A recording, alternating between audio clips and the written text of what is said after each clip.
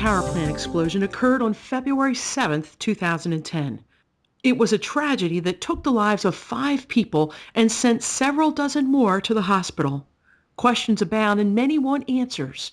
I've asked Hartford personal injury attorney Vincent Trantolo of the law firm of Trantolo and Trantolo to join me today to address a few of the legal questions that are being asked by those most affected by the explosion. So Vincent, thanks for joining me today. Thank you for having us today, Cindy. Appreciate it. You're welcome. Vincent, I have a list of questions in front of me relevant to the Middletown power plant explosion. I'd like to go through them one at a time and have you give us your insights. Certainly. Vincent, what about the people that live out of state? We had someone pose this question. I live out of state. This explosion took place in Connecticut. Now what? Well, that's a very interesting question. And there are general rules, but all of this relies on the specific fact. The general rule is this. If you're living in the state of Connecticut, it's always a Connecticut workers' compensation case. If you are an out-of-state employee from an out-of-state corporation that has a place of business here or a long-term contract, they've set up a business site here in the state of Connecticut, then the general rule is you have the option to either go to the Workers' Compensation Commission in Connecticut or in the home state of your corporation. Usually it's advisable to file it in the state of Connecticut because the benefits tend to be better. If you're an out-of-state employee from an out-of-state corporation that's only here for a very short period of time, you have no place of business here where you're doing business, and you do very little business, if any, in the state of Connecticut, then it's in all likelihood you're going to have to file in the state where the company that hired you came from. But again, these are all fact specific. In many of these instances, this was a contractual relationship between O&G and its subcontractors. Many of the subcontractors came up here to the state of Connecticut and set up business here because they were going to be here for a long time. In that situation, it is more likely than not that you can file in the state of Connecticut. And that's where you need to contact a personal injury attorney and get some advice. This is really very complicated. Yes, it is. And as I said, it's very fact specific. This has resulted from other accidents that have occurred in the past. And so the legislature has drawn up certain rules, but even those rules need to be interpreted based on the facts in each individual case.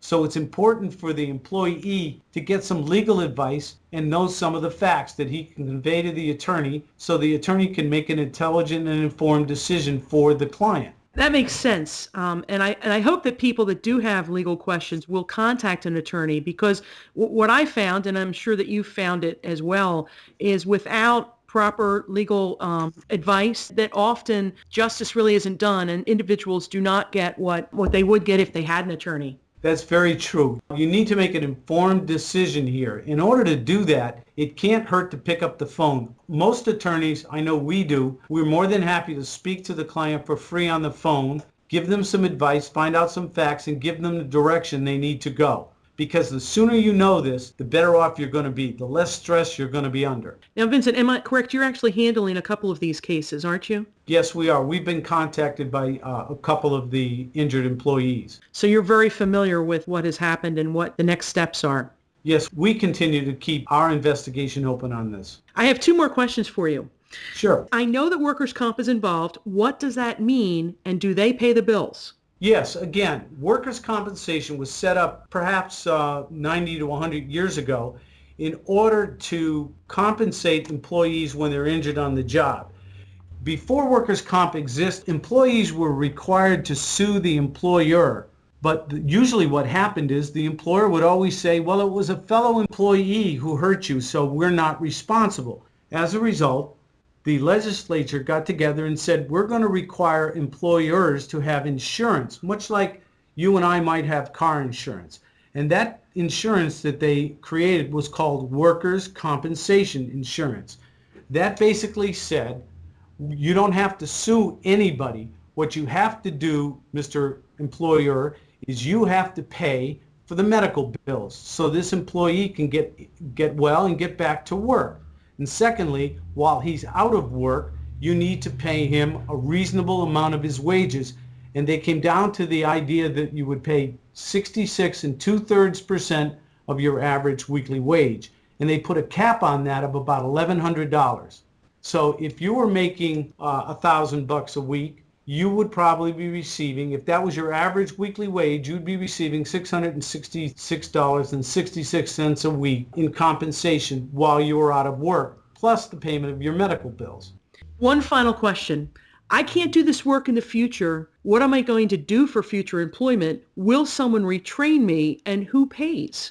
Yes, that's a very good question as well. If you're seriously injured and you're unable to continue with that type of employment any further, there is a provision under the Workers' Compensation Act for the employer to pay through his insurance for the retraining of the employee so he can get a different type of job. So that's covered under the workers' compensation claim as well.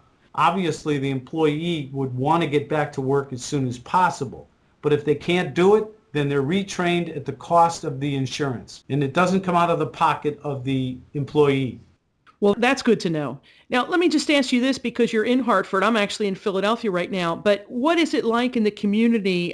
This must be something that's just affected the area terribly. Well, certainly everyone's keeping an eye on it. Obviously, it's reverberated through the community, and our hearts and minds go out to all the families as well as all the other residents in the state of Connecticut who were affected by this terrible gas explosion.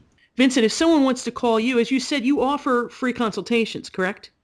Yes. So if someone wants to call you, how can they reach you? They can reach us at 1-888-TRANTOLO, or they can reach us on the web at www.trantololaw.com. Vincent, thank you so much for your time today.